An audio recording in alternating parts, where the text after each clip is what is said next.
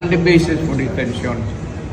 So, what is the law and what is the crime that I committed? So, to me now, the legal basis for my being here, as apparently I was brought here not of my own volition. It's somebody else's. Kung hindi ibang tao, ikaw siguro, because this is your structure. So you have to answer now for the deprivation of liberty. General naman kayo. Alam mo ba na hindi man lang siya na-serve kung anong kaso kung sinacharge sa kanya ngayon? Hindi niya alam. No? Kahit na PI man lang. Alam mo, ang charge sa kanya nasa dyaryo lang.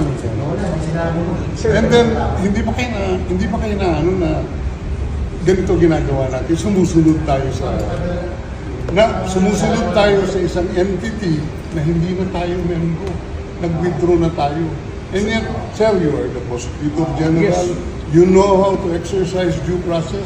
Before you can even file charges, you have to file a complaint. We have to file a counter affidavit.